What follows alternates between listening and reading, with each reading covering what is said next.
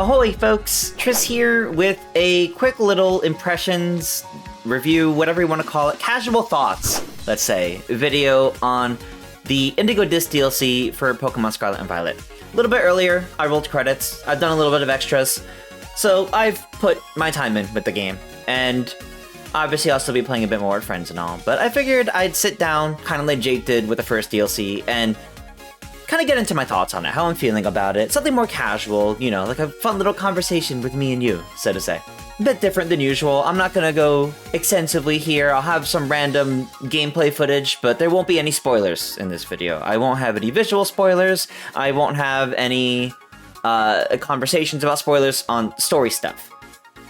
Pokemon, I am going to talk about announced Pokemon and, I mean, something else I've already done a guide for.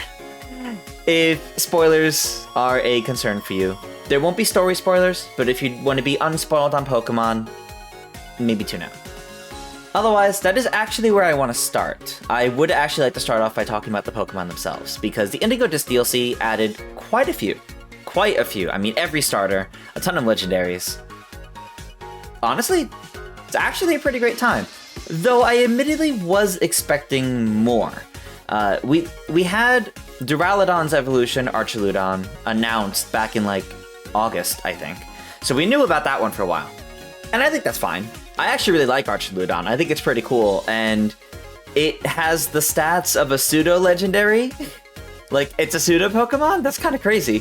So that's cool. I actually really like that. It's silly, challenging to fight against, and I look forward to seeing how people utilize it. And then, not announced before release, was another evolution, though long theorized to exist, is Diplin's evolution, Hydrapple. Now, people theorized this was a thing even outside of data mines or whatnot, because you could use an Eviolite on Diplin as soon as you could get one in the first DLC, the Teal Mask, and it would get the stat boost, which implied Diplin could evolve. So we've all kind of been theorizing for a while that Diplin might get another evolution. And I love Hydrapple. Like, Hydrapple's definitely up there in my favorites. The entire Applin line since Gen 8 has been one of my favorite, like, lines of Pokemon. Like, all those evolutions are great. I literally have the giant Appleton behind me. You could tell how I feel about this line. I love it. So, yeah, shocker. I love Hydrapple as well. But I love that it gets Regenerator. Like, I think it's a cool ability. I think there's some cool things that can be done with it, and I hope it's viable, because I would like to use it. But Hydrapple's actually like a really, really good surprise. I really liked that they did that, and it highlights exactly what I wish there was more of in this DLC. Scarlet and Violet as a whole have been very good about giving new evolutions to unexpected Pokemon, both across the DLC and the main game. And I just wish we got more of that, truthfully. I wish that this DLC had more like another like convergent Pokemon like Sinistcha.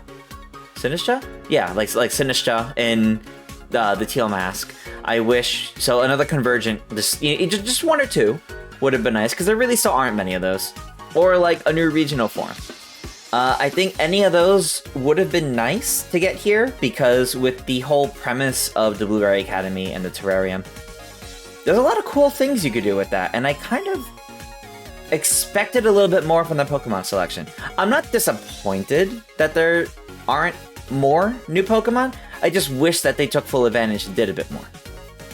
But the Pokemon themselves are great. I have not yet gone to get the rest of the new Paradox Pokemon and things like that, so I don't have anything to say on them yet. But Hydrapple was a pleasant surprise. Very, very good Pokemon. I like it. And Archaludon, while very silly when first revealed, I'm happy with it. And I'm happy I can get a bunch of starters too. Also, I might be slightly biased on liking the Pokemon here, because literally, like, my first 10 steps or so into this terrarium, just boom, random shiny Rhydon. Well, that's one way to give me a good first impression Pokemon. You just randomly spit a shiny out at me out of nowhere. I'll take it. The story, not to go into spoilers for the story, I actually quite liked it. I liked that there were good stakes and there was like rather good character development going on here.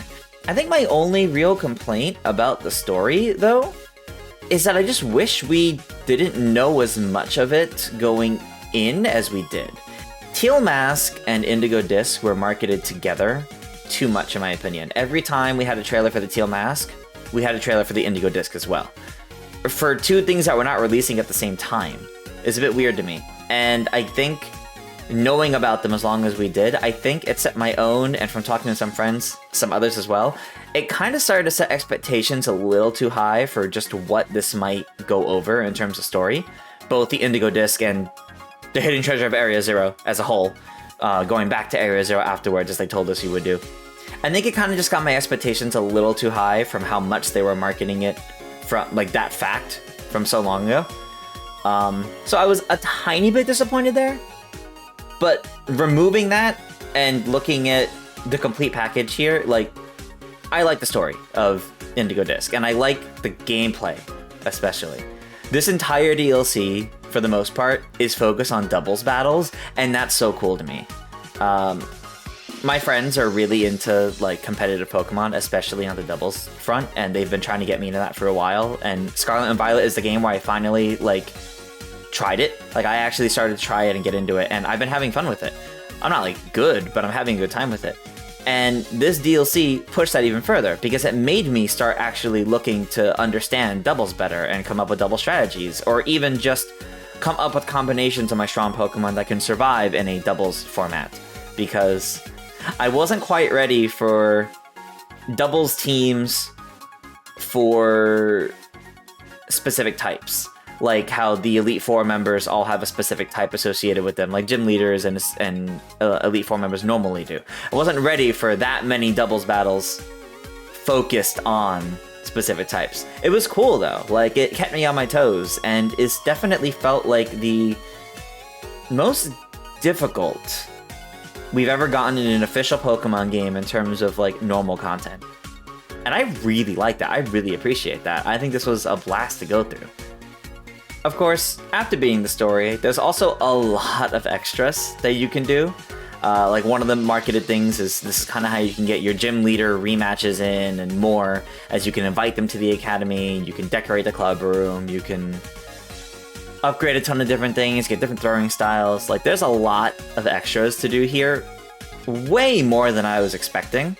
That's on top of the fact that with all the new Pokemon, with all the new features in the terrarium, it's really good for grinding. Like, there's really good items you can get and buy in that area. The BP, the barbecues, you know, the Blueberry Academy quest, really good to grind, especially playing in multiplayer with friends, and it's fun. Just running around doing a bunch of those, getting a bunch of points, and then spending a bunch of those points on a bunch of helpful things, or just other content that you want to do there. Like, I actually really like this format, and I would love to see this kind of format and this kind of amount of extra things to do upon completing the story in another Pokemon game, because I think it's fantastic. There's so much to do. Like, it was actually borderline almost overwhelming, but taking it one step at a time, it's not been that bad. I was almost overwhelmed by just how much you could actually do here, though. You know, changing your throwing style, decorating the room, getting different background music, getting upgrades to the different like photo apps. Like, they really tried to give you a lot in this DLC, and I really appreciate that. And I think that kind of sums up my overall thoughts on the Indigo Disk rather well. They tried to do a lot here, and I really appreciate just how much they tried to do. I think in some aspects it could have been better. I think the story could have been a little bit better. I would have appreciated a little bit more build-up in battles with certain characters. And the performance in general could have been a bit better. This place can lag a bit.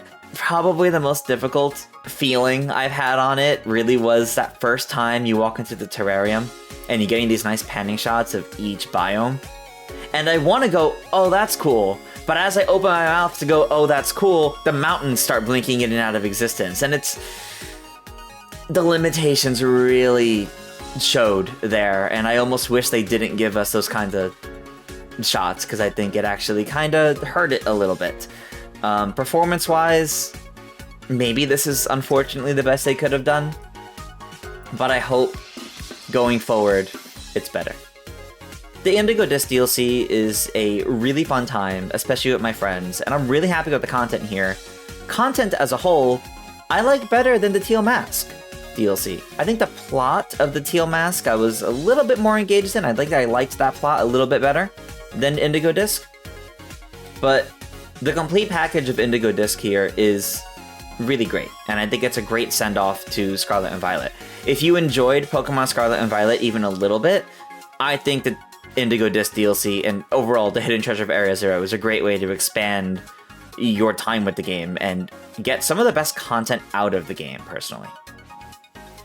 But with that, that's going to do it for this little casual review, thoughts, impressions on the Indigo Disk DLC for Pokemon Scarlet and Violet. Those are my thoughts, but what do you guys think of it? Those of you that have played around with it a lot and finished it, what do you guys think? Let me know down in the comments below, and stay tuned to GameXplain for plenty more on Pokemon and other things gaming as well, of course. Until next time, farewell.